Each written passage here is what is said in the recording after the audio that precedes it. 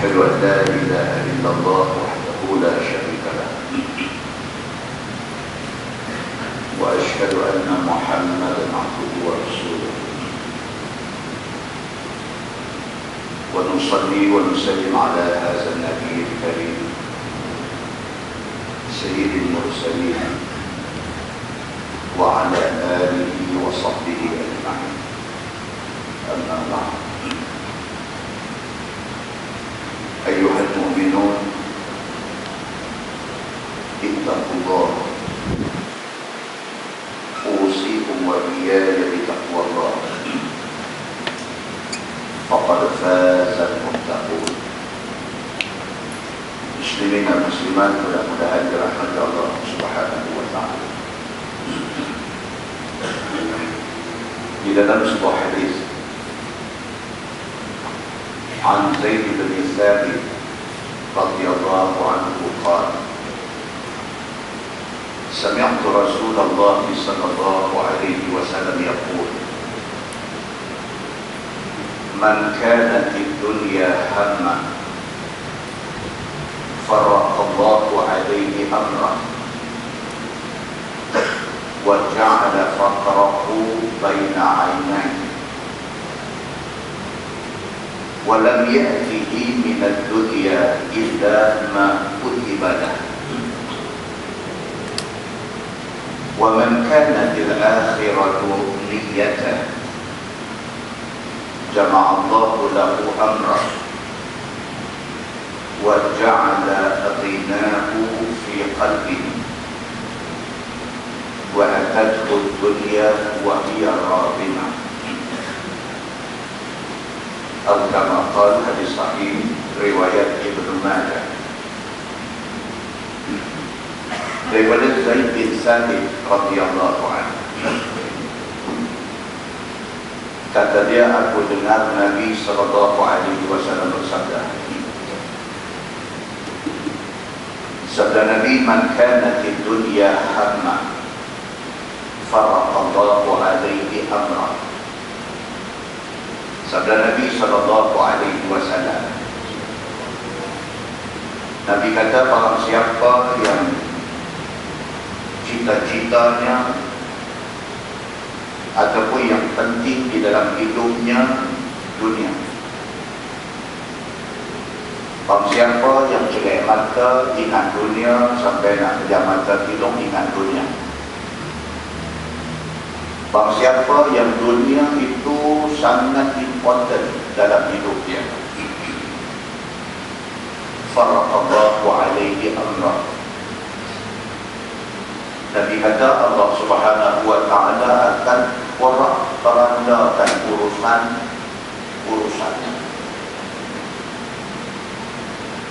Siapa yang daripada jelek mata pagi sampai tidur malam, otak tak ada ingat lain, mereka ingat dunia.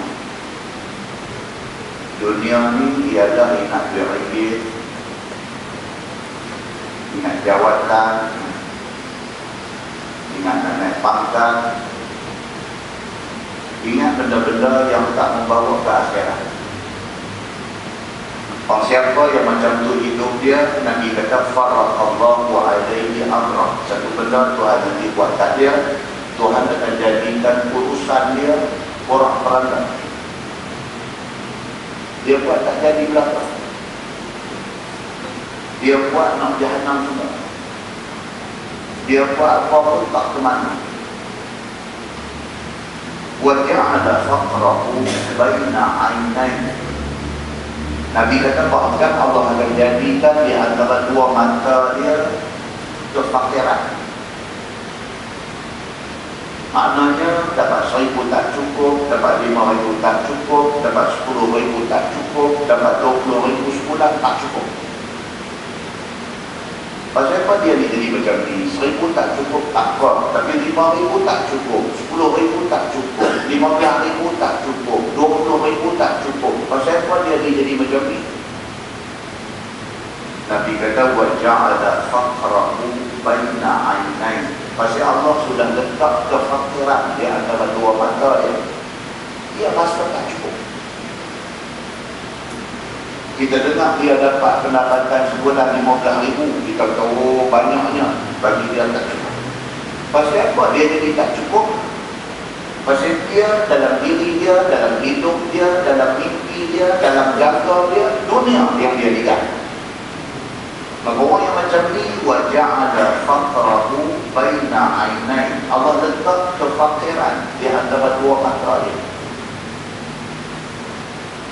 Walam ya'tihi minad dunya illa ma kutiba lahu. Nabi kata, dan Allah akan bagi ke dia ni pangku ataupun bahagian dia atas dunia takat mana yang dituliskan untuk dia. Tidak ada ekstra rezeki untuk dia. Tidak ada bonus daripada Allah kepada dia. Banyak mana yang ditulis, banyak mana yang ditakdirkan, banyak tu aja Tuhan akan bagi. Wa man kana til akhiratu niyyatan. Kata Nabi dah mahu siapa yang akhirat itu yang menjadi niat dia. Dia buat apa pun, dia kerja kerajaan ke, dia buat menyaga ke, dia buat apa pun dalam dunia ini, niat dia nak cari rezeki, nak cari keredaan Allah Subhanahu wa ta'ala. Dia buat pedang pasal apa? Pasal nak sabar keluarga dan pasal boleh keluar zakat. Dalam 100 orang, dalam 1000 orang ada seorang mereka minta ramai. Di antara tujuan, di antara sebab pasal apa dia buat pedang, di antara sebabnya ialah supaya dia dapat peluang untuk keluar zakat. Kerana zakat itu ibadah. Nabi kata, wa man kana til akhiratu niyyatan. Bagi siapa yang akhirat itu yang menjadi niat dia, yang terselip dalam hati dia, yang tersimpan dalam hati dia ni apa dia nak cari keredaan Allah. Kalau dia menteri pun dia nak cari keredaan Allah. Kalau dia jadi DO pun dia nak cari keredaan Allah. Kalau dia jadi guru sekolah pun dia nak cari keredaan Allah. Kalau dia jadi guru, dia cikgu pun dia nak cari keredaan Allah. Jama'allahu lahu amrah. Nabi kata satu benda Tuhan janji dekat dia, Tuhan akan jadikan urusan dia beres semua. Kalau Allah itu keutamaan dalam hidup dia, kalau kerana Allah itu yang diburu, yang dicari oleh dia, Allah janji wa jama'allahu lahu amrah. Allah akan jadikan urusan dia, kerja dia beres. Dia tak ada serabut, dia tak ada semakbul, dia buat kerja jadi. Wa ja'ala ghinahu fi qalbi. Nabi kata bahkan Allah jadikan dia satu orang yang kaya jiwa, satu orang yang kaya hati, satu orang yang mempunyai sifat qanaah, satu orang yang Tuhan bagi apa ke dia buat lagi. Allah bagi berapa pun dekat dia, dia reba. Allah bagi banyak mana pun dekat dia, dia alhamdulillah, dia syukur kepada Allah, dia terima kasih kepada Allah. Wa atathu dunya wa hiya radimah. Dan dunia nanti mai dekat dia dalam keadaan dia patah hati untuk nak terima. Rezeki dia tak cari untuk buat lagi. Rezeki dia tak gelut sampai kita yang bayar. Tapi rezeki itu Tuhan tak boleh main dia. Radimah ni dalam bahasa Arab maksud dia unwilling. Apa dia kata unwilling? Dia tak mau pun, dia tak cari pun Tuhan bagi. Dia tak gaduh di kempen, suruh orang pilih dia, orang mau pilih. Kalau dalam konteks pembubaran parlimen, tak gaduh kempen, tak gaduh kempen, tak gaduh naik pentas, tak gaduh maki hamun orang, tak gaduh buat yang ni semua. Orang mau pilih. Macam mana orang boleh mau ke dia? Allah bagi dia sokongan ini. Wa atathu dunya wa hiya radimah. Dunia mai ke dia dalam keadaan radimah, dalam keadaan dia ni reluctant. Orang boleh kata reluctant ni maksudnya dia tak perlu cari, tapi nak mai dia. Rezeki ni tak tahu ke mana. Wa yarzuqhu min haitsu la yahtasib. Dan Allah bagi rezeki dekat dia daripada sumber yang tak ada. Hadis itu hadis sahih riwayat Ibnu Majah. Dalam sebuah hadis riwayat daripada Abi Hurairah radhiyallahu anhu, kata dia, anna rajulan qala ya Rasulullah, rajulun yuridul jihad fi sabilillah wa huwa yabtaghi 'aradan min 'aradi dunya. فقال رسول الله صلى الله عليه وسلم لا أجر له. فأعظم ذلك الناس وقالوا للرجل قم إلى رسول الله صلى الله عليه وسلم فلعلك لم تفهمه. فقال يا رسول الله رجل يريد الجهاد في سبيل الله وهو يبتغي عرضا من عرض الدنيا. فقال رسول الله صلى الله عليه وسلم لا أجر له. فقالوا للرجل عد إلى رسول الله صلى الله عليه وسلم فقال له الثالثة. فقال له رسول الله صلى الله عليه وسلم لا أجر له. أو كما قال hadis sahih riwayat Abu Dawud. Kata Abu Hurairah radhiyallahu anhu, satu laki-laki berjumpa Nabi sallallahu alaihi wasallam. Bila dia sampai di depan Nabi, dia beritahu dekat Nabi, dia kata rajulun yuridul jihad fi sabilillah wa huwa yabtaghi 'aradan min 'aradid dunya.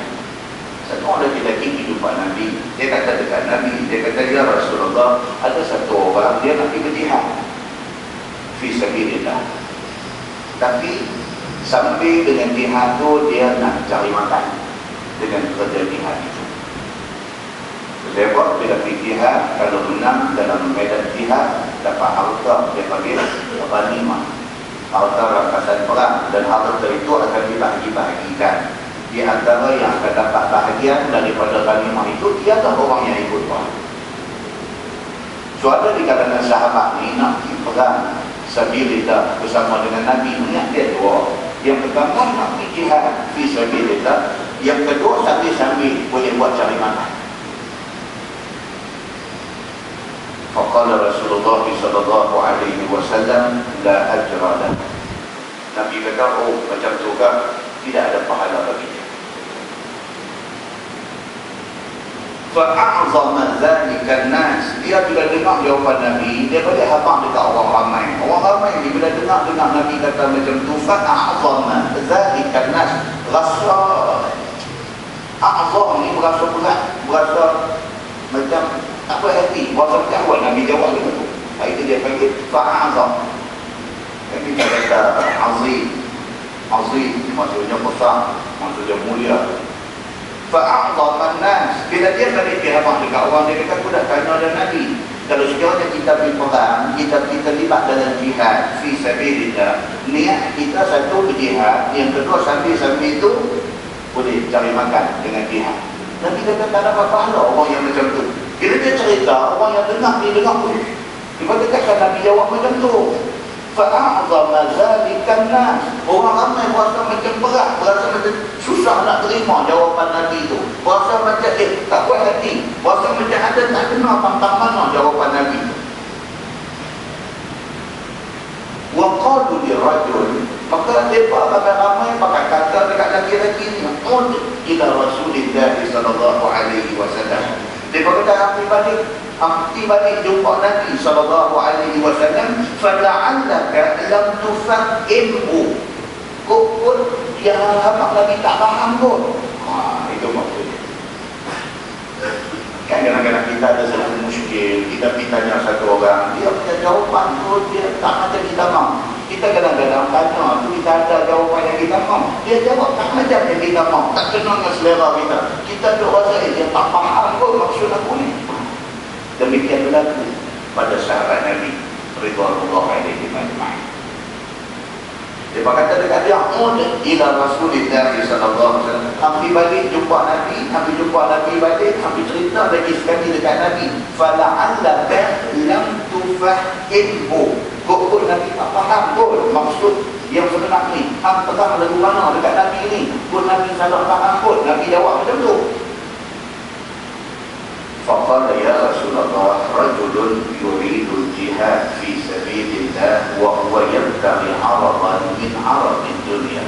Dia pergi lagi sekali jumpa Nabi, dia pegang benda yang sama. Dia kata, ya Rasulullah, ada satu sahabat ni, dia nak ikut pergi perang sabilillah, tapi sambil dengan nak ikut pergi perang tu, dia ingat dia boleh cari makan dengan benda tu. So, kebanyakan ada sebahagian orang kan ngaji agama, buat hafaz Quran, nanti ke Mesir apa semua nak ngaji,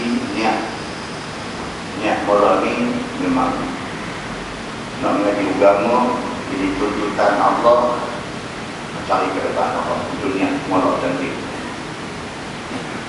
Di balik-balik mai tengok, lumayan orang ngaji agama ni kaya daripada kadang ni.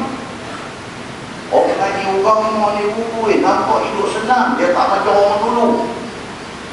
Orang dulu baru ustaz mengaji agama ni, Allah sakit, nampak? Naik basikal pun makat tak ada, rangkap pun tak ada, tinggal sikit. Hari ni mengaji agama, hafaz Quran boleh naik X5. Orang dulu boleh naik X5. Maka di kalangan ibu bapa pun nak bagi anak ngaji agama, nak bagi anak jadi speaker agama yang terkenal. Pasal apa? Pasal agama pun boleh, Quran pun hafal, duit pun boleh. Dia nampak dulu. Nampak? Sama dengan sahabat tadi ni. Nak pergi berjihad, sambil nak berjihad, cari makan. Dia pergi kat Nabi, dia cerita balik benda ni kepada Nabi SAW. Faqala Nabi SAW, la ajra lah. Nabi kata tak apa dia. Dua kali tanya, jawapan sama. Faqalu li rajul ila Rasulillah sallallahu alaihi wasallam. Dia balik dekat orang ramai, habaq, dia kata dah hampir lagi sekali tanya Nabi, abang sikit. Tak mungkin dia kata pergi berjihad pada jalan Allah tak ada pahala. Tak mungkin. Pimai-pimai, kalau sekiranya dia pergi berjihad, dia akan dapat juga bahagian dalam ghanimah. Dan macam mana yang boleh tak dapat pahala ni? Hang pegang bagi Nabi faham betul. Faqala lahu salisa. Maka dia pun pergi balik jumpa Nabi kali ketiga. Abang tulis lagi kepada Nabi SAW. Faqala Rasulullah SAW, la. Nabi kata kat dia lagi sekali, la ajra lahu. Nabi kata tak ada pahala. Muslimin dan muslimah yang dirahmati Allah. Kesimpulannya apa dia kata? Yang pertama, nak ikhlas dalam buat amalan. Kita nak ikhlas di dalam amalan yang kita buat. Kadang-kadang permulaan dari ikhlas, tiba-tiba tengah jalan hilang ikhlas itu. Mula-mula ikhlas. Mula-mula nak pergi mengaji ini memang niat ikhlas. Aku nak mengaji agama, aku balik besok aku nak berdoa Allah. Ikhlas. Halfway tak jadi faedah. Pasal apa? Pasal dunia. Pasal nampak hakuan tu. Maka nak mendapat satu amal ikhlas itu bukan senang. Kerana itu dalam Quran Tuhan kata apa? Tuhan cerita tentang manusia yang bakal disesatkan oleh syaitan. Tuhan cerita kata Iblis, syaitan sumpah depan Tuhan. Dia kata fabi'izzati, demi kemuliaanmu ya Allah, la ughwiyannahum ajma'in. Syaitan kata depan Tuhan, dia kata aku akan pastikan mereka ni, anak cucu anda, manusia ni, aku akan sesatkan mereka semua. Illa ibadaka minhumul mukhlasin. Syaitan kata dekat Tuhan, melainkan kalau mereka ni ikhlas dulu, aku tak apa yang buat. Muslimin dan muslimah yang dirahmati Allah sekalian, daripada hadis yang kita baca dapat kita faham bahawa segala upaya hukum mana cerita pun cuba bagi ikhlas apa yang kita buat. Dan sebuah hadis riwayat daripada Uqbah bin Amir radhiyallahu anhu.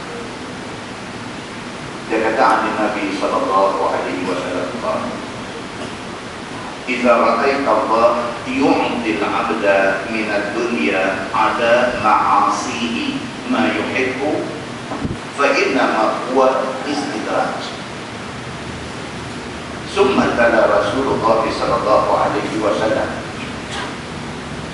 "Falamma nasu ma dzukkiru bih fatahna 'alaihim abwaaba kulli syai' hatta idza farihu bima utu akhadnahum baghtatan fa idza hum mublisun."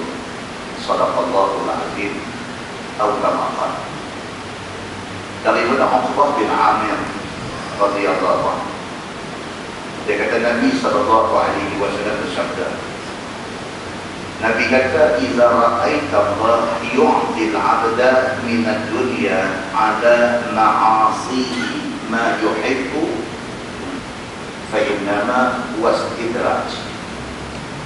Nabi kata, kalaulah hamba tengok Allah Subhanahu wa ta'ala bagi kepada satu-satu hamba dia di dunia yang kuat buat dosa. Kalaulah sekiranya hamba tengok dalam pada hamba hidup dalam dunia ni, hamba tengok ada manusia dia ni ahli maksiat, jahat, maksiat cukup kuat, tapi dia mau apa Tuhan lagi. Kita tengok dia ni bukan setakat orang Islam tapi kuat maksiat, tapi apa lagi? Bukan orang Islam pun, tapi kuat apa pun jadi. Nabi kata, kalaulah hamba pernah tengok benda ni di atas dunia, satu orang kafir tapi kuat apa pun jadi, satu orang Islam tapi maksiat cukup kuat tapi kuat apa pun jadi, fa'inna huwa istidraj. Nabi kata, ketahuilah itu dipanggil istidraj. Istidraj maksudnya apa? Dapat satu keistimewaan, dia jahat tapi dapat satu keistimewaan. Keistimewaan itu Tuhan bagi untuk menambah kejahatan. Wal'iyadzubillah. Dia ni tak kira, tapi maju dalam perniagaan. Kemajuan yang dia dapat dalam perniagaan itu adalah istidraj. Bila dia dapat tu, maka lebih lagi teruk dia dengan kufur. Dia orang Islam, tapi ya Allah, Akbar, dengan mu'afak, dengan berzina, dengan buat maksiat terang-terang, dengan buat maksiat orang tak nampak, isu main cerita kat orang, kata semalam dia buat kegiatan benda dan sebagainya. Tapi dia ni mengaji, pandai, buat usaha apapun jadi dan sebagainya. Nabi kata, kalau kamu jumpa orang macam ni, fa'innana huwa istidraj. Nabi kata, itu dipanggil istidraj. Satu benda mata kasar nampak macam dapat keistimewaan, tetapi sebenarnya itulah kemusnahan bagi kita. Summa qala Rasulullah sallallahu alaihi wasallam, kemudian Nabi baca sepotong ayat Quran surah Al-An'am ayat 44. Allah berfirman, falamma nasu ma dzukkiru bih fatahna 'alaihim abwaaba kulli syai' hatta idza farihu bima utu akhadnahum baghtatan fa idza hum mublisun. Shadaqallahul 'azim. Tuhan kata dalam ayat tu, falamma nasu ma dzukkiru bih, apabila manusia ini lupa dengan peringatan Tuhan pada dia. Dia lupa agama, dia lupa kata dia orang Islam kena ikut Quran, kena ikut hadis.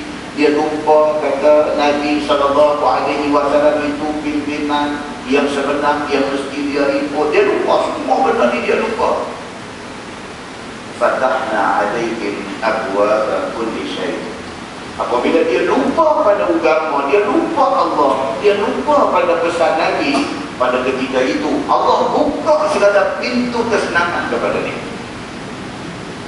Open leg Tuhan.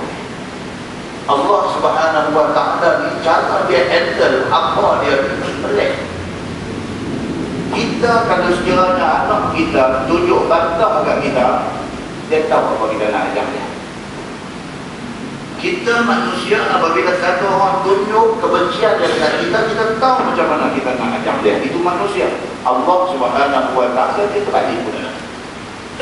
Dia kata apa? Apabila manusia ni falamma nasu ma dzukiru bih, apabila manusia lupa apa yang diperingatkan kepada dia, fatahna alaihim abwaaba kulli syai', kami akan buka kepada dia segala pintu kemewahan, pintu kesenangan di atas dunia. Lagi dia derhaka Allah, lagi nampak kuat. Lagi dia sombong dengan Allah, lagi nampak megah. Lagi dia melanggar perintah Allah, nampak lagi kaya. Lagi dia buat benda-benda yang Allah marah, lagi nampak dia berkuasa. Hatta idza farihu bima utu, sehinggalah apabila sampai satu tahap dia gembira sangat dengan apa yang ada dekat dia. Dia yakin dia betul, padahal dia salah. Dia yakin dia betul. Dia kata, tengok aku duduk di jalan betul, pasal tu aku senang. Hampa tengok aku duduk jalan betul, pasal tu aku pandai. Hampa tengok aku duduk kandang ni betul, pasal tu aku berjaya. Dia duduk main macam tu. Akhadnahum baghta, Tuhan kata sebentar-bentar kami ambil tindakan azab kepada dia. Tengah dia duduk di puncak keagungan, tengah dia duduk di puncak kegemilangan, tengah dia duduk di puncak kekuasaan, tengah dia duduk angkut sombong takabur itu, akhadnahum baghta, Tuhan kata kami ambil tindakan dekat dia baghta, secara mengejut. Fa'idha mublisun, pada ketika itu dia jadi orang yang sangat menyesal dan putus asa. Surah Al-An'am ayat 44. Muslimin dan muslimat yang dirahmati Allah sekalian. Lalu cara kita pilih ni adalah kita pilih untuk jadi orang Islam, kita pilih untuk jadi orang Islam nak mengaji agama, kita pilih jadi orang Islam yang meletakkan Allah, Rasul, Islam di atas daripada segala-galanya. Kita buat dah ni elok dah. Teruskan yang ini, jangan buat yang selain daripada itu, kerana mengundang malapetaka dunia dan malapetaka akhirat kepada kita. Mudah-mudahan mukadimah itu memberi manfaat kepada kita, insya-Allah. Kita menggunakan tafsir Nurul Ihsan jilid 2. Tafsir Nurul Ihsan jilid 2, muka surat 301. Muka surat 301, kita masih lagi di dalam tafsir Suratul Nahl. Surah An-Nahl, muka surat 301, kita sampai di tengah-tengah muka surat itu, iaitu ayat 24 daripada surah An-Nahl. A'udzubillahi minasyaitonir rajim. Wa idza qila lakum madza anzala rabbukum qalu asatirul awwalin.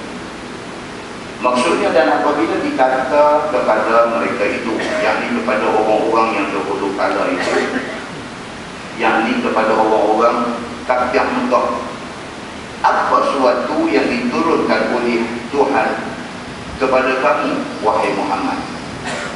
Orang kafir Mekah, mereka tak mau ikut Nabi Muhammad ni.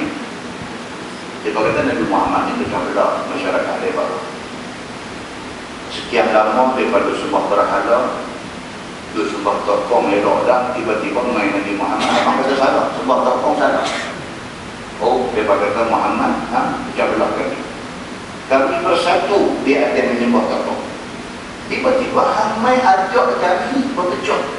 Sebahagian sudah tinggal sembah tokong, sudah sembah Tuhan yang tengok tak nampak ni, pemecah belah masyarakat.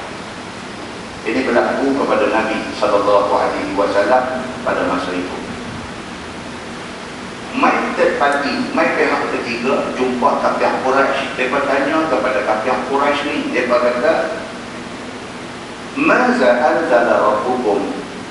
Apa yang Tuhan telah turunkan kepada Muhammad ni? Muhammad tu mengaku kata dia jadi utusan Tuhan. Tuhan dah buat turun macam-macam benda dekat dia. Apa yang Tuhan buat turun kepada Muhammad? Orang mai tanya kepada kafir musyrikin Makkah. Kata mereka itu, asatirul awwalin. Kata mereka, yang diturunkan oleh Tuhan kepada Muhammad itu ialah cerita dongeng, cerita dusta orang dulu kala. Dan inilah pendek. Lepas sindiak, mereka buat perimai. Mereka kata Muhammad ni cerita dia macam ni lah. Dia ni mamai, dia ni mimpi, dia main cerita dekat kami asatirul awwalin, cerita 1001 malam. Dia main cerita dekat kami, semua dikabut, tak dia pakai. Bahkan dia kata menyesat bagi manusia. Dia kata Nabi Muhammad ni main buat sesat dia. Memang betul dia betul. Orang gila. Dia kata kita gila. Dia kata dia betul. Memang dalam dunia ada pun macam tu. Orang gila. Kita kata dia gila. Dia kata kita boleh ambil. Ambil. Nampak? Tapi aku syirikin Makkah. Dia kata Muhammad sesat. Betul-betul yang sesat apa? Dia pun ada sesat. Tapi dia kata Nabi Muhammad sesat. Nabi Muhammad ajak mereka supaya beriman kepada Allah Subhanahu wa ta'ala. Dia kata Nabi Muhammad macam betul masyarakat. Dia tidak kata Nabi betul. Dia kata mereka betul. Dia kata Nabi salah. Dan begitulah keadaan sampai akhir zaman. Benda ni dia akan repeat, dia akan repeat, dia akan ulang, dia akan ulang. Muslimin dan muslimah yang dirahmati Allah sekalian. Firman Allah Subhanahu wa ta'ala, liyahmilu awzarakum kamilah. Akibat daripada kata-kata mereka itu, maka mereka terpaksa menanggung akan segala dosa mereka itu dengan sempurna. Allah Subhanahu wa ta'ala kata, kerana kafir musyrikin Makkah, mereka kata Quran yang turun dekat Nabi itu cerita dongeng. Kerana mereka kata begitu, mereka mengambil tanggungjawab untuk menanggung dosa secara komplit. Berdosa sungguh mereka ni. Pasal apa? Pasal mereka buat main-main dengan Quran. Allah buat turun Quran kepada Nabi untuk beritahu dekat mereka. Mereka kata Quran itu cerita dongeng. Kerana mereka kata macam tu, mereka kena bertanggungjawab di atas kata-kata mereka. Mereka kena responsible di atas setiap perkataan yang mereka keluar. Mereka hina Allah, mereka hina Nabi, mereka hina Quran. Tanggungjawab itu mereka kena ambil kamilatan, secara sempurna. Firman Allah yaumul qiyamah, yakni pada hari kiamat nanti. Wa min awzaril ladina yudhillunahum bighairi ilmin. Dan mereka kena tanggung segala dosa mereka yang menyesat mereka itu, yang diikut akan mereka itu, yakni dosa orang yang mengikut dengan tiada ilmu. Bukan sahaja mereka cakap lagu tu mereka berdosa, kalau ada orang ikut cakap mereka menanggung dosa orang yang ikut itu juga. Sebab enggak, dia cakap dia dah berdosa, cakap dia tu ada orang ikut, orang yang ikut tu berapa ramai, dosa orang yang ikut tu main di kepala dia. Itu sebab tuan-tuan, kita bila nak cakap, apa tak lagi nak cakap tentang hal agama, cakap begitu-begitu. Cakap begitu-begitu. Orang tanya pendapat kita, apa komen tuan tentang apa ni hukum hudud? Bolehkah kita implement di Malaysia yang masyarakat majmuk? Orang tanya kita, misalnya orang tanya macam tu. Itu soal agama. Itu soal main daripada Quran, daripada hadis Nabi SAW. Kalau tak tahu nak jawab, saya no comment. Sebab saya pun tak faham apa pun ada Islam. Bila jawab dengan muka macam lagu, macam nak peli-peli lagu tu, bila cakap tak boleh lah. Kalau tak sadar benda tu, habis orang Islam pakai pelung tangan, habis tak ada nak makan, boleh saling makan, tak boleh habis. Cakap dia tu pula, ada pula orang dengar ni sokong. Oh betul, dia ni jawab cantik, logik cukup cantik. Kita mau macam ni lah. Orang tu berdosa, dia berdosa, dosa orang yang ikut dia pun dia kena tanggung. Ayat ni nak abang tahu. Bila dia main benda-benda macam ni, bukan ada apa, dia nak peringat kita. Dia nak peringat kita bila main perkara yang menyentuh tentang agama. Tak reti, jangan mudah. Cakap saya, no comment saya pun ditanya orang yang lebih tahu. Selamat. Bila ulasan tu pula menghina Allah Subhanahu wa ta'ala, habis. Muslimin dan muslimat yang dirahmati Allah sekalian. Demikianlah hal orang tanya tentang yang kecil-kecil kecil pun orang tanya, kata saya nak tanya tuan betul lah. Janggut ni kira okey ke mana? Simple punya benda. Yang simple ni, nak tahu janggut tak tahu sudah. Orang yang tanya dia betul-betul janggut ni kira macam mana? Dia kata janggut ni kira kambing pada janggut juga. Apa gelap kakak kambing? Jangan macam tu. Orang tanya satu simple dia benda. Bahkan kadang-kadang dipandang hina oleh sebahagian orang. Orang tanya dia ni, saya nak tanya betul-betul ni, kayu sugi ni apa? Orang tanya dia. Dia katakan dari lagu ini, dia kata dulu, dia kata zaman Nabi dulu mana ada ni oral B, bergigi apa semua tak ada. Jadi dia pakai kayu tu lah, kayu siwa tu, kayu sugi tu. Zaman dah ada oral B, dah ada apa-apa, dah susah, dah ada benda tu potong. Dia jawab macam tu. Jangan. Contoh yang kita bawa ni adalah contoh yang berlega-lega dalam masyarakat. Contoh yang hidup di dalam masyarakat. Yang orang yang tak reti tapi yang dijawab juga. Yang akhirnya benda tu ni yang ayat Quran tu beritahu. Hang jawab macam tu, hang menghina sunnah Nabi SAW. Dan satu dosa, ada orang yang percaya ikut dipakai apa yang hang jawab. Dosa orang yang percaya yang ikut yang pakai juga hang tanda. Juga hang tanda. Begitu. Baik. Kemudian dia kata apa? Ibadah azab dengan tiada kurang daripada dosanya. Dan setengah dosa orang yang ikut akan dia. Sabda Nabi SAW, barang siapa mula jalan satu kebajikan, maka baginya pahala, dan pahala orang yang kerja dan ikut dia. Demikianlah juga halnya dengan kejahatan. Itu hadis yang kita selalu baca. Hadis daripada Jarir bin Abdullah radhiyallahu anhu.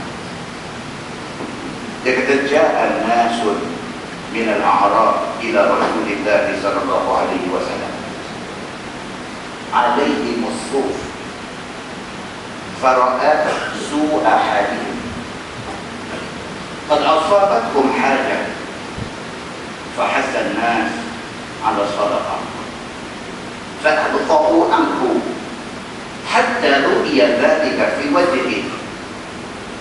Qala Jarir ثم إن رجلا من الأنصار جاء بصرة من ورق ثم جاء آخر ثم تتابعوا حتى عرف السرور في وجهه. وقال رسول الله صلى الله عليه وسلم من سن في الإسلام سنة حسنة فعمل بها بعد كتب له مثل أجر من عمل بها ولا ينقص من أجورهم شيء. ومن سن في الإسلام سنة سيئة فعمل بها بعد كتب عليه مثل وزر من عمل بها لا ينقص من أوزارهم شيء. Atau kama qala hadis sahih riwayat Imam Muslim. Ini penjelasan kepada hadis-hadis tulis dalam kitab tadi. Kata Jarir, satu hari mai sekumpulan orang Arab. Arab ni Badui. Badui ni susah lah. Satu hari mai sekumpulan orang Arab, orang Badui mai di masjid Nabi sallallahu alaihi wasallam. Alaihi musuf. Pakaian yang dia pakai ni pakaian bulu busuk. Jawang lain yang kaya-kaya ni jalan Australia, dia beli bulu kambing tu balik. Bulu kambing buk depan televisi aku. Waktu-waktu itu orang kata dulu tapi basuh bagi tahu apa nak train elok tu bau dia macam mana mungkin kaki nama bulu kaki jangan doa abang kata bau macam bau kaki bulu kaki orang miskin susah ni mereka mana ada duit nanti beli baju-baju yang kaftan Arab panggil baju-baju yang elok kambing ada pas melek buat makan boleh di jemuk-jemuk agak buat pakaian pakai. Jadi bila kena hujan ke kena basah dia main dapat untuk program itu. Kata Jarir bin Abdullah satu hari puak Arab Badui ni Arab ini main masjid Nabi main pakai baju yang dibuat daripada suf daripada bulu kambing ni bau surat fara'at su'a halihim tengok ke keadaan mereka pun nampak susah. Tuan-tuan, Macam kita hari ni kita tengok orang kita tahu senang susah tu boleh agak. Kalau dia tak tepat pun dia lari sikit.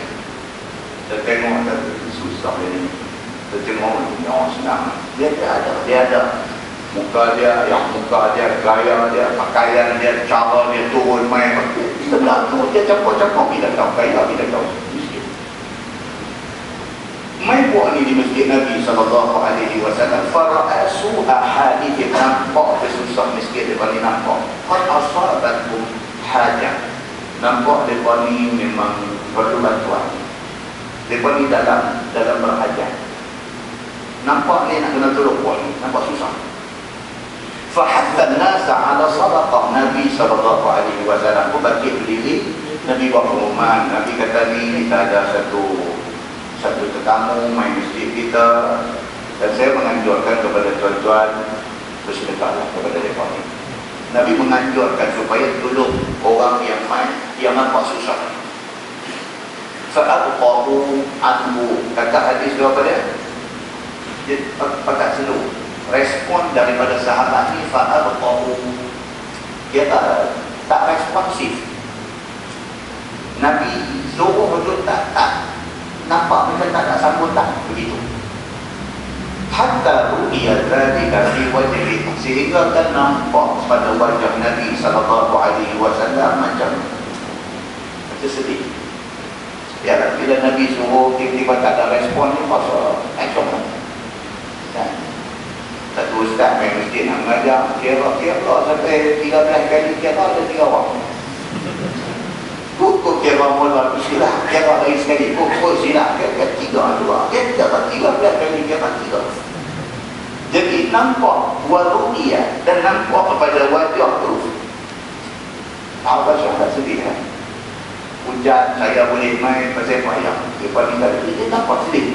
Nabi SAW lebih lagi apabila dia menganjurkan hassa ni maksudnya encourage. Dia seru, dia ajak, dia suruh sahabat-sahabat ada ni mai kita dapat tolong. Pasal apa? Nampak dia banyak orang susah. Mai kita dapat tolong. Fa'abqahu anhu, respon lambat, tak apa nak respon. Sehingga nampak sedih pada wajah Nabi. Qala, kata Jarir, summa inna rajulan minal ansar ja'a bisurrah min walid. Tiba-tiba bangkit satu orang sahabat Ansar. Sahabat Ansar ni orang mana? Orang Madinah. Ada di Madinah tu ada orang Muhajirin, mai dari Mekah, ada orang Ansar, orang asli Madinah tu ada. Jadi dah tak ada respon, tiba-tiba satu orang bangkit. Dia ni siapa? Dia ni sahabat Ansar. Dia bangkit dengan doa Allah, yusuratin min warid, bawa satu benda macam makanan yang dibukis dengan apa? Dengan warid, dengan daun-daunan. Dalam syarah hadis dia kata dia beri kurma. Dia beri kurma. Bukan kurma daging, buah kurma. Dia ambil mai. Dia orang yang memulakan, orang yang mula menyahut ajakan Nabi tadi. Dia ambil kurma, dia bungkus dengan daun, dia main bagi. Summa ja'a akhar. Bila dia ni bagi, ada lagi bakat lagi, ada kodi bagi. Rupanya nak tunggu sampai dulu. Rupanya orang yang jual beda mana. Bila cikgu mengajar dalam kelas ni, cikgu ni baik ada soalan, maka senang. Faham semua ke? Senang juga. Faham tak ni apa yang saya beritahu ni? Senang juga. Bila seorang bagi tanya, cikgu terang, ada 2, ada 3, ada 4. Pakai nak tanya lah. Rupanya siapa nak mula tanya? Rupanya ini ikut sunnah juga kayak ni. Kami berapa kami ikut sunnah lah. Pasti sunnah habis kita dulu. Bila mai Ansar ni kumpul kurma pergi bagi, summa jaa akhar, hak lain pula pakat naik bagi, summa tadaba'u. Nabi kata kemudian berturut-turut orang nak bagi, orang ni nak bagi, semua pakat nak bagi. Hatta urifa surur fi wajhihi, sehingga nampak seronok di muka Nabi sallallahu alaihi wasallam. Ini seronok. Tadi lupa kita tak mau respon, Nabi dah sedih. Bila seorang bagi, 2 orang, 3 orang semua pakat nak bagi, kejahatan dan gembira pada wajah Nabi sallallahu alaihi wasallam. Faqala Rasulullah sallallahu alaihi wasallam, Nabi bersabda, Nabi kata, man sanna fil Islam sunnatan hasanah. Nabi kata siapa yang dalam Islam ini dia memulakan satu benda baik. Ini tiga hadis ni. Hadis yang kita baca dalam tafsir Nurul Ihsan tadi. Ini asal ceritanya. Nabi kata man sanna sunnatan hasanah. Siapa yang mulakan satu benda baik dalam Islam fa'umila biha ba'da. Dengan kerana dia mula, orang pakai ikut buat dan pakai beramal dengan apa yang dia mulakan itu. Kutiba lahu mislu ajri man amila biha. Ditulis padanya pahala pada kawan nak mula tadi. Dia mula dah dapat pahala. Bila ada orang ikut dia, berapa ramai orang ikut dia, berapa banyak orang ikut dia, banyak jual pahala yang dapat dia. Pahala hak dia, lepas tu orang yang bernama kuat kerana ikut dia. Kawan tu dapat pahala dan pahala tu dapat ke dia juga. Main kawan yang kedua dapat pahala dan pahala kawan kedua dapat juga dekat dia. Dia jadi macam direct selling namanya. Dia jadi macam satu direct selling, macam sistem piramid. Pahala ni dia main macam tu. Wala yanqusu min ujurihim syai'. Nabi kata sikit pun tak kurang pahala. Macam mana yang orang yang ikut tu dapat, banyak tu juga dia dapat. Dia kopi balik bagi kat kau ni. Kalau kau tu buat dapat 10 pahala, dia tadi 10, lagi 10 dapat kat kau tu buat. Kau tu 10, dia 10. Kalau 10 orang main, 100 pahala main dekat dia. Nabi SAW beritahu macam tu. Dan demikian Nabi kata man sanna fil Islam sunnatan sayyi'ah. Demikian juga hal siapa yang start buat benda tak elok. Jaga. Siapa yang memulakan satu benda tak elok, fa'umila biha ba'dah. Lepas tu orang pakai lu ikut buat benda tak elok tu. Kutiba alaihi mislu wizri man amila biha. Dia dapat dosa macam mana kawan tadi dapat pahala, macam itulah dia dapat dosa. Dia buat, dia berdosa, orang ikut buat, dosa orang tu pun juga dapat dekat dia. La yanqusu min auzarihim syai'. Tak orang sikit pun dosa sama macam mana orang yang kalian buat. Demikian satu tiga dia tak kurang sikit pun. Muslimin dan muslimat yang dirahmati Allah itu sebab dalam hadis Nabi kata sebuah hadis riwayat Abdullah. Dia kata qala Nabi sallallahu alaihi wasallam laisa min nafsin tuqtalu zulman. Nabi kata tidak ada satu pun manusia yang kena bunuh ada dunia ni illa kana ala bani Adam al-awwal kiflun minha. Melainkan anak Nabi Adam mula-mula bunuh saudara dia dulu mengikut dosa. Kata dia yang bunuh Habil. Habil bunuh siapa? Bunuh Habil. Habil bunuh saudara dia Habil. Dia lah manusia yang pertama memulakan pembunuhan di atas muka bumi. Nabi SAW dalam hadis Bukhari yang kita baca dasar hadis Bukhari, hadis yang paling sahih. Nabi SAW kata apa? Laisa min nafsin tuqtalu zulman. Tidak ada satu manusia yang dibunuh secara zalim illa kana ala bani Adam al-awwal. Melainkan ke atas anak Nabi Adam mula dulu ni kiflun minha, dapat satu pangku dosa. Hari ini tuan-tuan kalau di Amerika Syarikat dia kira second, within second satu pembunuhan. Di Amerika Syarikat hari ini pembunuhan yang terjadi dibunuh secara zalim ni, pembunuhan ni jadi dia kira second, dia tak kira minit. Dalam second ada berapa pembunuhan jadi. Dah boleh lumayan dah boleh. Kerana fikir tak kena fikir mata dekat mak bapak ya. Dia berpukul mati. Fikir mata bukan marah, bukan duduk jengkah dia, bukan duduk kata kasar-kasar dekat dia. Fikir dekat dia ya. Dia patah balik metanya. Fikir mak. Dia jadi duduk, dia jadi darah dia jadi duduk mana atau dia panas. Dia kata apa? Fikir apa? Dah kita cakap dia dong. Dia kata dah bawa motor ni lah, kata jangan lalu. Brand minyak lalu tu. Aku nak pernah dulu dia apa? Dia jawab dulu lagi tak? Kita kata dia hormat dah orang tua sikit, dah berapa SMS video dia muka. Jatuh terjun di tepi parai tu, meninggal kawan yang tegung. Dia jadi macam tu, keadaan dia jadi tak elok, dia jadi jiwa tak tenteram, jiwa dia jiwa kacau. Muslimin dan muslimat yang dirahmati Allah, berlakunya benda tu, dosa dia bunuh kawan tu satu. No, anak Nabi Adam tu sangkut juga kena ambil ni. Sangkut juga. Pasal apa? Pasal dia adalah orang yang introduce pembunuhan, yang memperkenalkan bunuh orang di atas muka bumi. Hadis itu hadis sahih riwayat Al-Bukhari. Muslimin dan muslimah yang dirahmati Allah sekalian. Sambung ayat tadi, dia kata apa? Firman Allah, ala sa'a ma yazirun. Ketahuilah olehmu sejahat barang yang tanggung mereka itu daripada dosa. Maksudnya apa? Itulah sebuah dosa yang kena tanggung ke atas orang yang memulakan benda jahat ke atas manusia. Kerana dia diperkenal satu benda jahat atas dunia ni, orang pakai ikut buat. Selagi mana orang buat benda yang dia perkenalkan, selagi itulah dia bertanggung dosa, dan itulah seburuk-buruk tempat dia di hari akhirat esok. Firman Allah, qad makkara alladziina min qablihim. Sungguh telah buat makar oleh segala kafir yang dahulu daripada mereka itu. Allah Subhanahu wa taala kata apa? Sebenarnya cerita buat makar, buat rosak, buat jahat atas muka bumi ini bukan mula zaman Nabi Muhammad. Daripada dulu-dulu, daripada Nabi dulu-dulu ni dah ada orang jahat, Tuhan kata. Iaitu seperti mana Namrud bin Kan'an. Dia kata seperti mana Namrud bin Kan'an ini juga satu contoh, satu figure, satu individu yang jahat. Dan jahat dia disebut Quran dalam hadis Nabi sallallahu alaihi wasallam. Jahat Namrud ini sampai ke tahap apa dia? Bakar dia akan Nabi Ibrahim Mutasyak.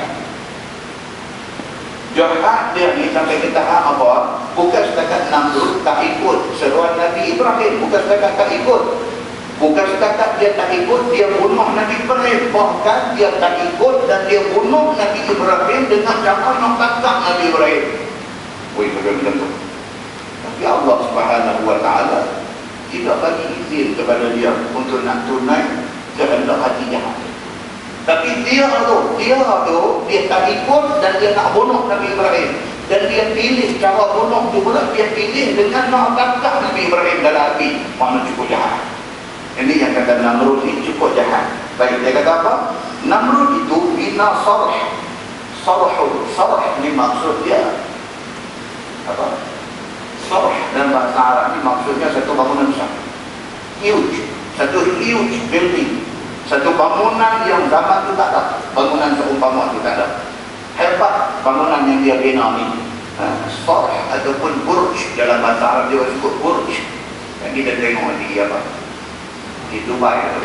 Dia panggil burjul baraji. Tetapi Mekah Madinah ni hotel dia pun nama burj Sultan. Dia panggil ini nama Sultan tu pun. Masuk tu tengok Allah buat kebaik dalam dia. Nama dia burj makna dia tower, makna dia menara. Di Dubai itu dia panggil burj Dubai. Ada Dubai pun nama burj Khalifah. Mula-mula pun nama burj Dubai, menara Dubai. Lepas itu tengok tak kena pasal Presiden nama dia nak Abbas Syah, dia tak pun nama dia. Dia tukar pun nama burj Khalifah. Khalifah nama dia, nama pemerintah Dubai. Apa nama burj Khalifah. Okey. Baik, zaman yang kita duk baca ni, zaman Namrud tak ada lagi bangunan yang sehebat tu. Power bangunan besar ni tak ada. Melainkan Namrud lah orang yang mula sekali. Baik, bangunan tinggi ni. Bangunan itu menara tinggi naik sampai ke langit supaya tujuan dia buat menara tu, supaya ia dapat naik ke langit dan juga berperang dengan penduduknya. Ini tak timbul kata Namrud ni. Tujuan dia buat tu bukan setakat nak tunjuk hebat dia. Tujuan dia buat tu kerana ada orang amalkan dia. Kata langit ni ada penduduk dia. Penduduk langit ni siapa dia? Malaikat Allah. Jadi dia dengar, ada penduduk di atas dia nak tangkap. Dia buat bangunan tinggi supaya apa? Supaya dia naik pergi, dia nak cari ni orang yang duduk tu, dia nak bunuh lagi. Ni dia bukan jahat lagi, tapi dia nak pergi dah lagi lah. Jadi ada benda dia buat betul. Yang kata Namrud ni. Baik, so supaya dia dapat berperang dengan ahli, yakni dengan penduduk lagi.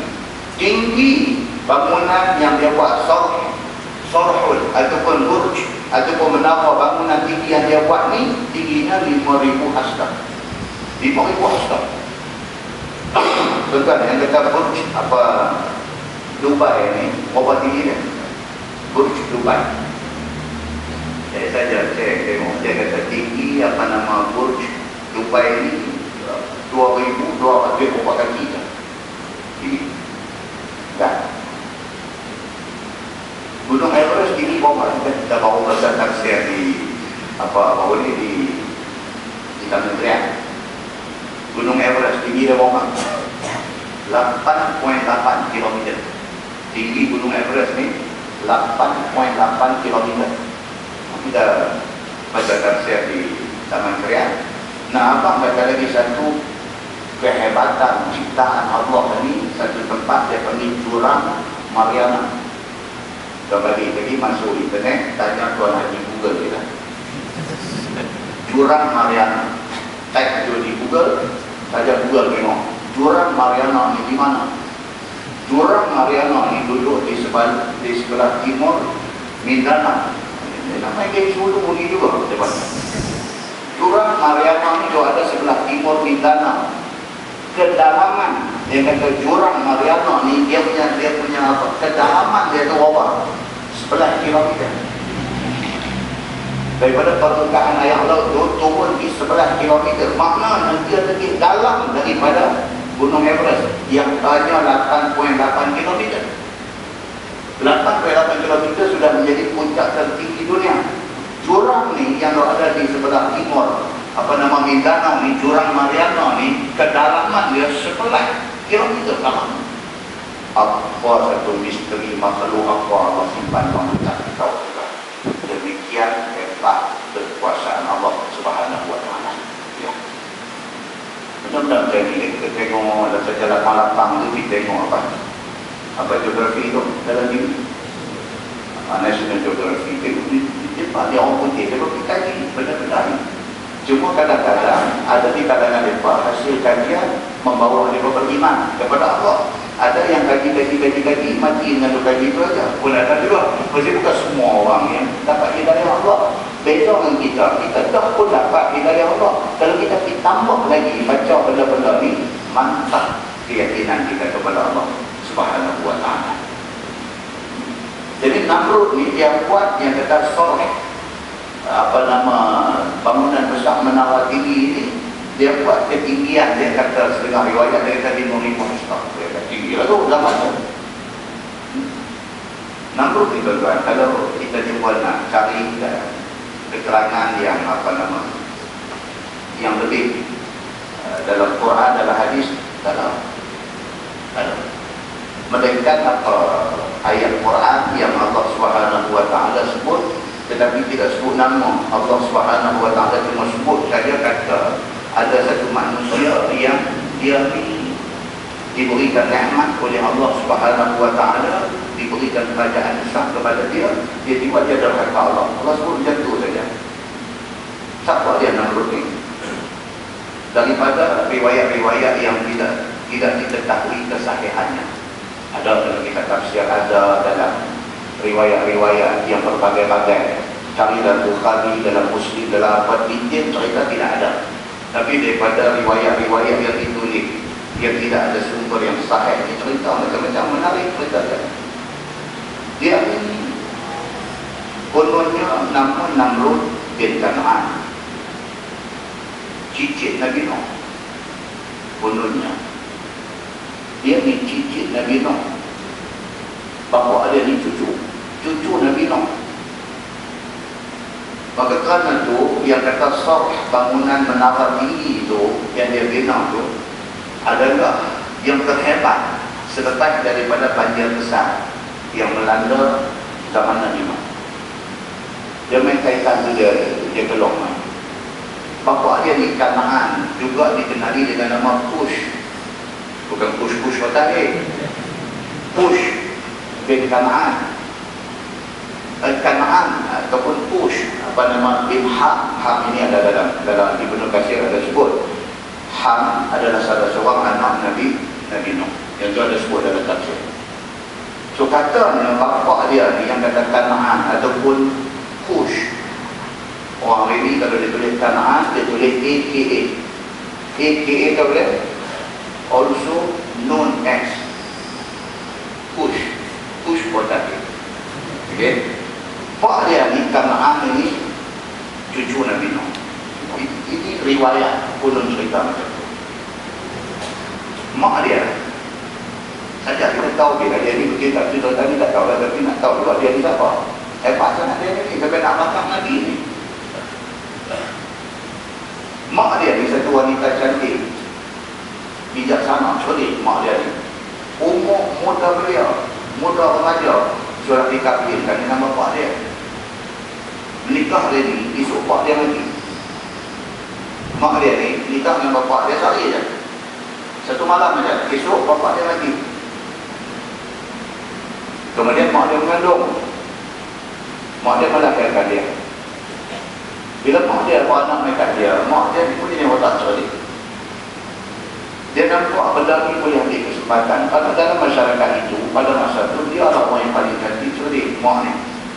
Dia pun klik, dia mendakwa di depan orang ramai semua. Dia kata dia sebenarnya mengandung dan beranak tanpa disentuh oleh mana-mana laki-laki. Dia umum cerita tu. Dan dia kata untuk makluman semua orang, dia kata ni yang lahir keluar ni, dia bagi nama Namrud, dia ni sebenarnya anak Tuhan. Ada orang kaya, dia kata buat hari ni pun kalau tuan tiba-tiba pergi bagi abang kata saya ni sedang nak abang, tapi apalah saya abang bilang saya sebenarnya Nabi. Ada orang kaya, ada. Jangan takut, dia akan ikut ni lah. Saya sedang nak cerita benda-benda macam ni tadi. Orang kata saya menaruh mampu apa semua, tapi saya tak cerita. Saya terpaksa dosa buat dia macam segi orang buat bagi parau dan saya kata saya abang kata saya sebenar-benarnya Nabi. Kalau tak akan sujud kaki tu lah. Orang dulu pun macam tu, lah pun macam tu.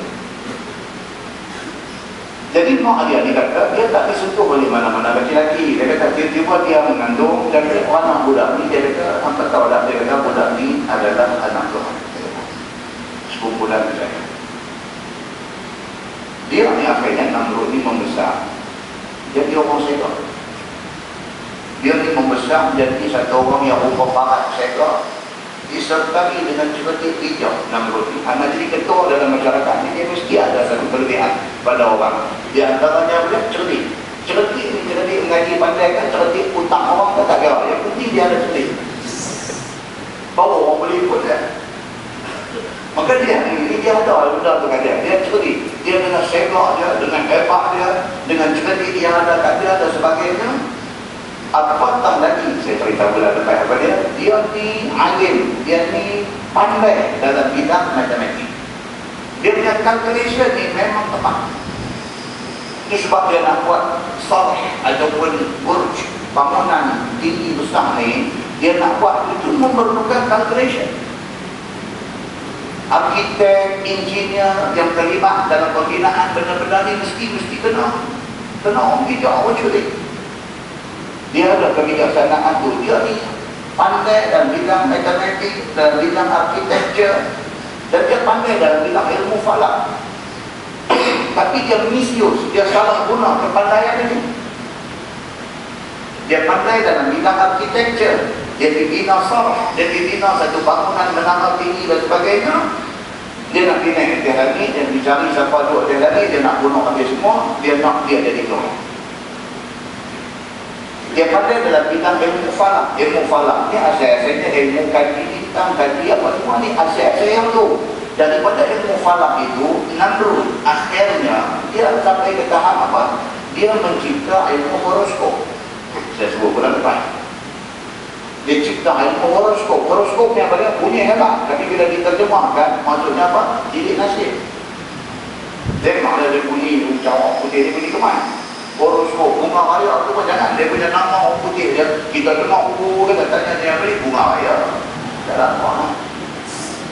Dia ni, dia pandai horoskop.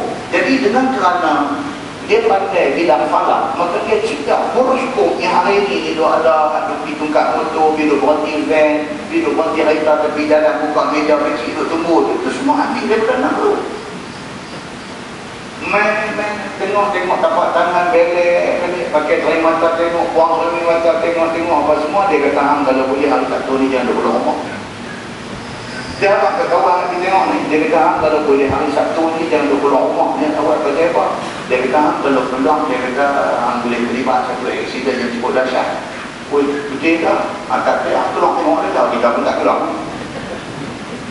Tapi tak pernah lagi ada satu kaki mangkang pergi bagi tapak tangan dengan dia. Tapi itu kata dia hang punya nasib sendiri macam mana? Kita tak pernah lagi jumpa kaki mangkang. Namrud, dia dengan kebijaksanaan dia manipulate. Ini bahasa orang putih. Manipulate ni maksudnya apa? Dia nak terjemah manipulate. Dia macam pandai manipulate, itu cantik lah satu terjemah. Dia pandai ambil kesempatan nanti orang, dia exploit orang. Dia pandai utang orang, dia pandai belit orang, dia pandai bagi orang percaya pada itu, dia pandai manipulate. Dia pandai manipulate orang. Dengan ilmu horoskop yang ada dekat dia ni, dia mula bagi tahu macam tu, macam ni. Hang minggu depan akan jadi begini, hang bulan depan akan jadi macam ni, hang tak kahwin lagi, hang akan dapat suami macam ni, hang tak kahwin lagi, hang akan dapat bini macam ni. Last sekali dia sampai ke mana? Dia kata kalau macam tu, kita tak perlu Tuhan lagi. Sebab ilmu horoskop ini sudah boleh membaca masa depan. Tak payah Tuhan lagi. Dia kata, tentulah akhirnya Namrud mengaku Tuhan. Nampak? Dia nak dipuk, dia nak jadi rosak, dia memang macam tu sikit dia. Muslimin dan muslimat yang dirahmati Allah sekalian. So dia buat kesimpulan, dia kata apa, kita tak perlu kepada Tuhan lagi. Dia kata pasal ilmu ni cukup kalau kita pegang. Kita tak perlu Tuhan dalam hidup kita. Sebab kita dah boleh menelak, kita dah boleh menjangka, dah boleh agak, boleh ramal apa nak jadi di masa depan. Dia kata. So finally, akhirnya apa jadi kepada Namrud? Dia jadi angkuh, dia jadi sombong, dia jadi zalim, dia jadi kejam, dia jadi raja besar yang cukup zalim. Dia kata, ana rabbukumul a'la, aku Tuhan apa yang maha tinggi. Ana uhyi wa umit. Dia kata aku boleh hidupkan orang dan aku boleh bagi mati orang. Dia kata. Baik, dia bagi hidup macam mana? Dia bagi hidup maksudnya dia tak bunuh. Dia bagi mati maksudnya macam mana? Maksudnya dia bunuh.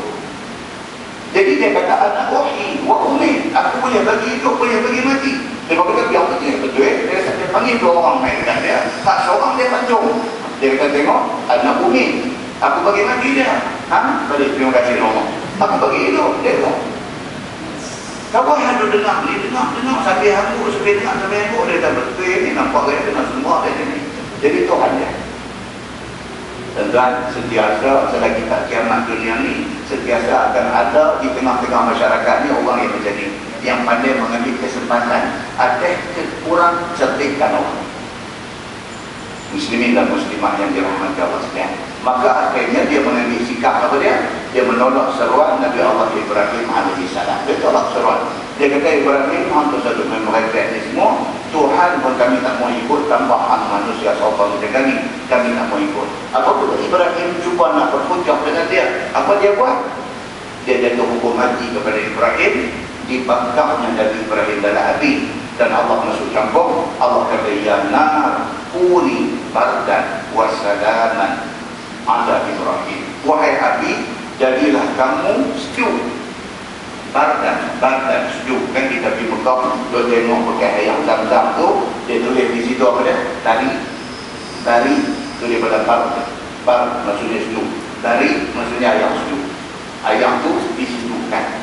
Dari orang Mekah dia kata moyang dari. Dia kata maksudnya ayam sejuk, ayam haris. Okey. So dia kata, Allah kata bardan wa salaman ala Ibrahim. Jadilah engkau wahai api sejuk dan selamat ke atas Nabi Allah Ibrahim AS. Maka selamat Nabi Allah Ibrahim AS. Dalam keangkuhan dia, ibarat masa Allah lagi tidakkan kat dia. Betul ingat balik mukadimah kita tadi? Apa dia? Ayat Quran Tuhan kata apa? Falamma nasu ma dhukiru bih fatahna alaihim abwaba kulli syai' hatta idza farihu bima utu akhadnahum baghtah fa idza hum mublisun. Kita baca ayat ini. Tuhan kata apa? Maka apabila manusia itu lupa akan peringatan Tuhan, Fatahna alaihim abwaaba kulli syai. Kami buka segala pintu kesenangan, kemewahan, kemakmuran, kekayaan. Kami buka bagi mereka. Dia lupakan Tuhan dia lagi kaya. Dia lupakan Tuhan dia lagi senang. Dia lupakan Tuhan dia lagi dapat pengaruh. Dia lupakan Tuhan dia lagi menjadi hidup dia nampak hebat. Tapi apabila sampai masa dia akhadnahum baghtah, Tuhan kata kami ambil tindakan kepada dia secara mengejut tiba-tiba. Fa idza hum mublisun. Ketika itu dia menyesal dan dia putih asap. Demikianlah kena kepada Namrud laknatullah alaih. Dia diserang oleh sekumpulan nyamuk, dia dan pengikut dia. Mula-mula Tuhan buat main nyamuk. Dalam setengah tafsir kata apa, nyamuk ni satu macam punya nyamuk. Dia serang, dia boleh tembus kulit dan badan manusia. Apa jenis nyamuk tak tahu. Dan didatangkan angin kencang, menumbangkan sor bangunan menara hebat yang dia bina, tumbang, jatuh ke laut dan menimpa segala pengikut dia. Pun macam tu Tuhan bagi gambar menjadi lebih suspend. Dia selamat daripada serangan nyamuk dan juga pengikut yang kencang ni. Selamat dia lari. Tapi gambar dah ada orang yang dia ada tunggu. Dia nampak macam dia lari naik ke orang dia jauh. Tapi bersama dengan dia sekong ada nyamuk Tuhan bagi. Sekong dia. Apanya banyak main yang boleh lari, sekong ni Tuhan bagi ikut dia masuk dalam kepala dia. Hati-hati dia injek otak dia. Dia sakit. Ini dalam riwayat, setengah riwayat. Bahkan dalam Ibnu Tasir pun tak ada betul. Kena injek dia sakit. Macam orang kena migraine. Sampai tarik ampun, sakit. Makan macam-macam ubat apa-apa. Painkiller dan sebagainya. Sakit. Okey, dia sakit. Jadi macam tu. Maka bila dia sakit sangat tak boleh tahan, dia panggil pengikut dia, pengawal dia suruh katuk kepala dia bila dia sakit. Yang macam orang kena migraine, kadang-kadang dia boleh dihancur kepala kat dia ni. Dia tahu kau sakit, dia katuk kepala dia, kum tu. Demikian kena kepada Namrud. Katuk, rasa macam okey sikit, sakit pula dia katuk, dia hancur kepala dia, okey sikit. Lama-lama dia tak mau nak okey, katuk okey dia suruh bodyguard dia ambil katuk kokat, katuk Namrud dia. Demikianlah berakhirnya hidup Namrud yang begitu sombong, angkuh, takabur sampai ke tahap kata ana rabbukumul a'la, aku Tuhan apa yang maha tinggi. Tiba-tiba akhir hidupnya rugi. Itu mengikut setengah riwayat yang tidak dapat dipastikan kesahihannya. Saja bila dengar cerita ni, ambil satu yang tiba daripada dia, Allah Subhanahu wa ta'ala kalau dia nak ambil tindakan macam mana pun dia boleh buat kepada musuh-musuh dia. Baik firman Allah Subhanahu wa ta'ala, fa'atallahu bunyanahum minal qawa'id fakharra 'alaihim as-saqfu min fawqihim wa atahumul 'azab min haitsu la yash'urun. Maka mendatang Allah akan binaan mereka itu daripada qawa'id. Qawa'id ni maksud dia foundation. Qawa'id kan budak-budak kalau ngaji bahasa Arab, anak tuan masuk sekolah Irsyad, masuk Maktab Mahmud, masuk sekolah agama ni DMW, dia masuk Al-Mashhur dan sebagainya, dia akan mengaji nahwu bahasa Arab. Kitab nahwu tu dia pun nama Al-Qawa'id. Al-Qawa'id ni maksudnya apa? Foundation. Juga boleh dipanggil kaedah. Qawa'id ni maksudnya asas, benda yang sangat penting nak buat binaan. Kalau tak ada qawa'id, kalau tidak ada foundation yang kukuh, duduk setahun lepas tu dia keren sana sini. Nah, orang yang ambil bidang civil engineer tiba-tiba yang pentingnya qawa'id ini. Kan, dia kata nak buat extension rumah itu akhirnya mana? Dia ni abang kata saya pergi kat 1,000 lebih, kat 120,000. Dia tahu main kan. Dia kata aku tambah sama orang jangan dia aku tambah 30 ribu 30 dengan 120,000 ni nampak bodoh sangat tak kawan yang buat 120,000 ni. Tapi tanya balik dia buat macam mana? Dia sebelum buat extension dia buat filing. Dia bukan filing kayu bakau, dia filing pakai tiang batu urung. Dia buat macam tu, maka di situ kos. Di situ kos. Dengan kawan ni, dia pakai tarak ukur, pakai ikat letak ni, itu yang memang 30 ribu lah. Mana boleh sama foundation, orang yang buat foundation dengan orang yang tak ada foundation, nak dibanding harga, mana boleh? Saya kata hampir umrah pun ni berapa? Saya dalam 7,000 lah, 7,000. Oi, mahal lah, kami ni tak ikut semua ya. Ya ada betul lah. 7,000 tu tanya balik, dia pergi naik kapal terbang apa? Oh dia naik MBS. Oh di Mekah tu hotel mana? Dia kata saya duduk Safwa. Turun-turun tu terus datang Masjidil Haram. Oh, nampak ikut semua duduk tak mana? Oh kami ni tengah dua batu, duduk pukul kaki main bengkak, tarik ke mereka tidur lutut bengkak bom. Sama juga, tapi orang murah juga, sampai juga di kampung tahu apa tu 7 pusingan juga, tak ada apa. Tapi yang boleh jadi 7,000 tu dia main ikut mana, yang 4,000 tu macam mana, dia kena faham. Sama ada dengan foundation ni, sama bila dia nak cerita kata apa, dia kata yang kata Namrud ni buat salt, dia buat ni siap dengan mengambil kira foundation dia sekali, yang ni kaki dalam tanah. Dia kata, dan hari ini kalau kita tengok teknologi orang buat rumah hari ini, ada yang tak pilot lah, tapi dia korek tapak rumah tu, dia korek bagi dalam, dia buat orang bahasa kontraktor ni dia panggil footing, dia buat footing. Ini dia nak beritahu ni kaki dalam tanah ni, bahasa 60 tahun dulu. Kalau kita ni ditulis minggu depan, dia tulis footing. Tapi oleh kerana dia tulis 60 tahun dulu, dia tulis di situ daripada qawaid ataupun foundation, kaki dalam tanah. Maksudnya apa? Dia buat footing kepada bangunan hadiah nakina. Dia buat footing. Tiba-tiba dia kata apa? Allah mendatangkan dengan angin terah. Dia datang.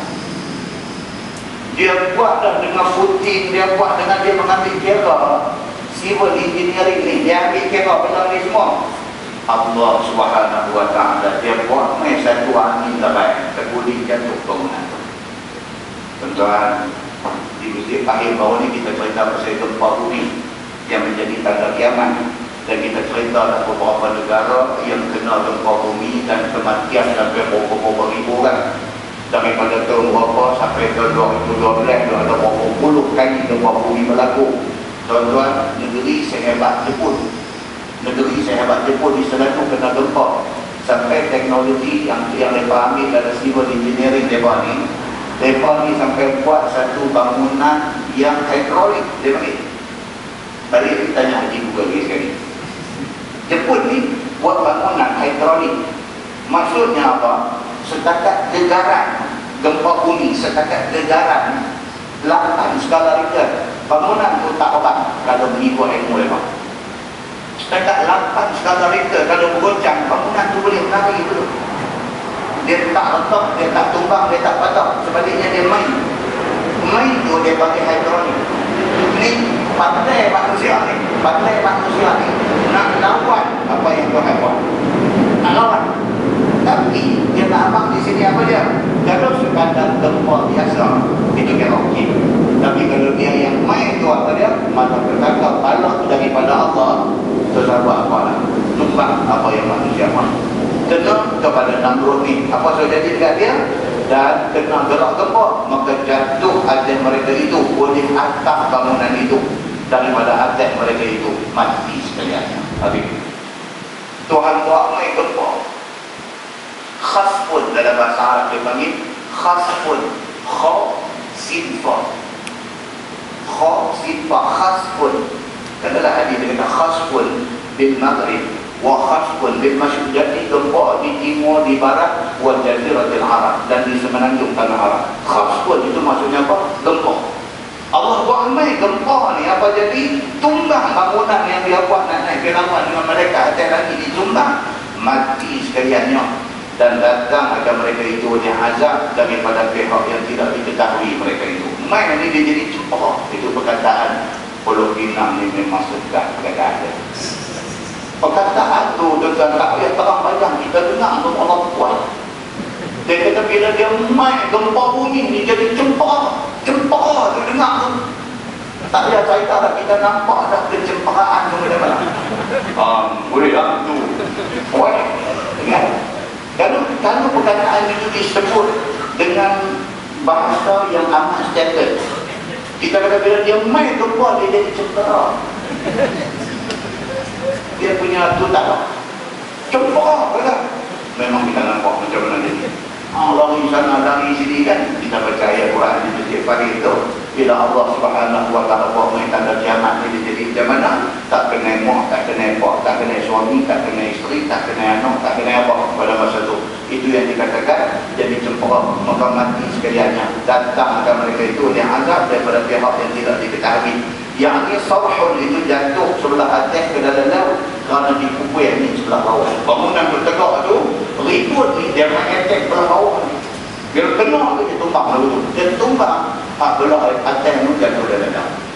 Demikian malapetaka yang dibawa main kepada Allah Subhanahu wa ta'ala. Jatuh hati orang negeri dengan gempa yang berlaku itu. Orang negeri maksudnya apa? Penduduk negeri yang menjadi pengikut Namrud ni. Maka mati sekaliannya. Inilah rupa balasan orang yang bermakan dengan Allah Subhanahu wa ta'ala. Dia nak panggil apa? Antuk sehebat macam mana, antuk syah macam mana. Kalau Allah buat main malapetaka, dia binasa semua. Maka tiada binasa melainkan dirinya jua. Tuhan tak terjejah apa-apa. Orang yang lawan Tuhan yang terpaksa membayar harganya. Begitu. Firman Allah, summa yawmal qiyamati yukhzihim, tak habis lagi. Atas dunia Allah buat main gempa, buat main nyamuk, buat main apa, musnahkan atas dunia. Wa summa yawmal qiyamati yukhzihim, kemudian tak cukup dengan azab atas dunia. Di hari kiamat Allah menghina akan mereka itu dengan diazab di neraka. Tak habis lagi. Ingat kau macam tu punya kena atas dunia, akhirat esok okey lah. Oh, dah apa-apanya. Akhirat esok, azab neraka pula nanti kena dekat orang yang lawan Tuhan ni. Wa yaqulu aina syuraka'i alladhina kuntum tusyaquna fihim. Dan lagi berkata Allah Subhanahu wa ta'ala kepada segala yang itu, dia ada lidah malaikat, mana dia syarik aku? Yang ini syarik Allah yang ada kamu bersalah-salahan dengan orang mukmin pada mereka itu. Tuhan tanya, mana dia berhala tepung yang hamba sembah dulu ni? Di hari akhirat esok Tuhan tanya lagi selagi lagi. Tuhan kata, nak hari ini hamba duduk dalam neraka. Aku nak tanya hamba, mana pergi Tuhan yang hamba sembah atas dunia dulu? Mana Tuhan kata? Panggil dia, main suruh dia buat tolong apa daripada neraka. Tuhan tidak tanya. Kira-kira kamu sembah asnam, jangan sembah Allah. Dan orang mukmin itu sembah Allah, jangan sembah asnam. Jadi Tuhan kata di dunia dulu, Nabi yang aku hantar suruh apa sembah aku, sembah Allah. Tapi hamba pilih untuk nak sembah tokoh. Mana dia tokoh tu, panggil dia main, suruh dia tolong hamba, suruh dia buat pulang hamba daripada azab neraka yang hamba tu ada.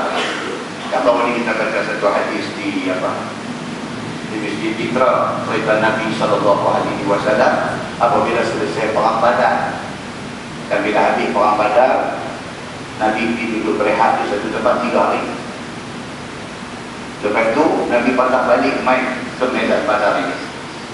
Lepas 3 hari Nabi patah balik main di medan Badar ini di tepi Khalid.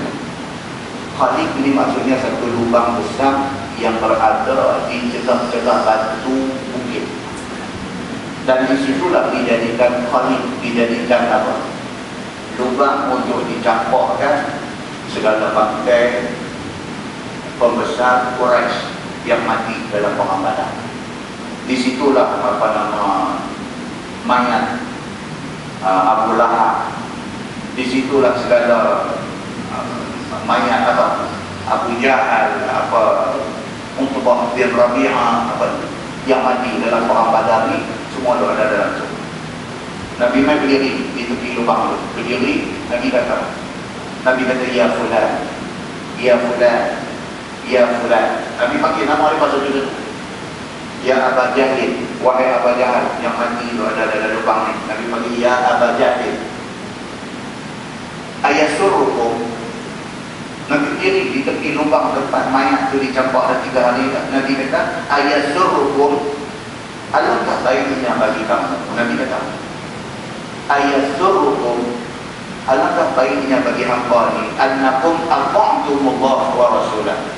Kalaulah masa hamba hidup sebelum mati ni, hamba taat kepada Allah dan Rasul. Nabi cakap ni dekat mayat ada dalam kubur ni. Nabi kata, alangkah baiknya bagi hamba kalau nak sebelum hamba mati ni, ata'tumullah wa rasulah, hamba taat Allah dan taat kepada Rasulullah. Alangkah baiknya kalau hamba beriman. Nabi kata begitu. Fa inna qad wajadna ma wa'adana rabbuna haqqan. Nabi kata orang sahabat berada belakang. Nabi kata, kami orang Islam, kami dah dapat bukti apa yang Tuhan kami janji betul berlaku. Fahal wajadtum ma wa'ada rabbukum haqqan. Nabi kata, apa nak mati ini, adakah yang Tuhan nampak janji? Jadi Nabi tanya kepada kakak nak mati ini, kami apa yang Allah janji dekat kami dah dapat tengoklah kebenarannya. Apa macam mana? Adakah apa dapat lihat Tuhan janji betul? Tuhan apa janji itu betul? Bila Nabi itu cakap begitu, Sayyidina Umar berada tepi. Sayyidina Umar tanya kepada Nabi, dia kata, ya Rasulullah, la tukallimu min ajsadin la arwaha laha. Umar kata, ya Rasulullah, Tuhan bercakap kepada jasad-jasad yang tidak ada roh. Umar tanya Nabi, dia kata, Tuhan, ni apa cerita ni? Duk bercakap dekat bangkai yang musyrikin yang mati ni. Tuhan duk bercakap dekat ajsad, dekat jasad-jasad yang mereka tidak arwah adalah yang tidak ada roh. Faqala Rasulullah sallallahu alaihi wasallam, Nabi jawab, Nabi kata, waladhi nafsu Muhammadin biyadi ma antum bi asma' lima aqulu minhu. Nabi kata, aku nak apa? Mereka dengar apa yang aku katakan. Bahkan mereka dengar lagi jelas daripada apa yang dengar lagi. Nabi kata, maka ada ulama tafsir yang saya cerita dia di Safar, di Pahimah itu. Kata ada mereka kata apa? Dia kata, ahyahumullah. Dia kata, mereka tu matilah. Segala Abu Jahal, segala Utbah bin Rabi'ah, segala semua matilah. Ahyahumullah. Tapi Allah bagi mereka hidup balik. Masa Nabi ini cakap, Allah bagi mereka hidup balik hatta asma'ahum qawla, sehingga mereka boleh dengar apa yang Nabi kata. Maknanya apa? Maknanya orang mati biasa tak boleh dengar, tapi ini special case. Allah bagi mereka hidup balik untuk nak dengar apa yang Nabi kata, nak mengisbatkan kebenaran Nabi sallallahu alaihi wasallam. Jadi daripada hadis itu ada sahih riwayat Bukhari. Daripada hadis itu bagi kita faham apa dia tuan. Kita jadi orang Islam hari ini memang tak silap lah. Tak silap, langsung tak silap kita jadi orang Islam ni. Cuma sikit kita nak kenal benda silap kita apa dia? Kita percayalah kepada Quran dan hadis Nabi. Jangan nak kenal benda. Pasti sebahagian daripada orang Islam hari ini nak tak percaya. Berapa banyak ayat Quran yang dia percaya tak percaya gitu. Berapa banyak hadis Nabi yang dia macam percaya tak percaya macam tu.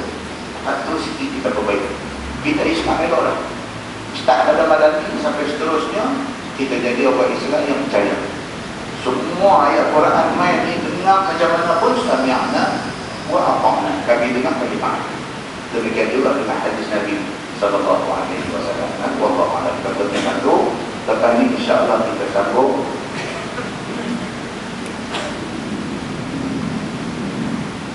Kita sambung ayat tadi sampaikan apa tu, ada sambung sikit lagi itu tadi ayatnya, qala alladziina utul ilma, telah berkata oleh segala mereka yang diberi ilmu, yakni para nabi dan mukmin pada hari kiamat, innal khizya al-yawm wa su'a 'alal kafirin, bahwasanya kehinaan dan juga kejahatan pada hari akhirat ini adalah atas segala orang kafir. Insyaallah kita mau masuk. Lepas ini kita masuk alladzina tatawaffahumul malaikatu khalidi anfusihim. Ini satu ayat yang menarik. Dia nak cerita macam mana orang kafir mati, macam mana. Orang kafir dia mati macam mana? Orang Islam, orang yang beriman, kita ni mati macam mana? Kafir dia mati macam mana? Nyawa nak terbit keluar tu. Orang Islam yang beriman macam mana? Orang kafir macam mana? Nyawa nak terbit keluar tu. Dalam hadis Nabi SAW, Nabi bawa takdir, bawa contoh bandingan dia tentang cara kematian ini. Nah, wallahu a'lam.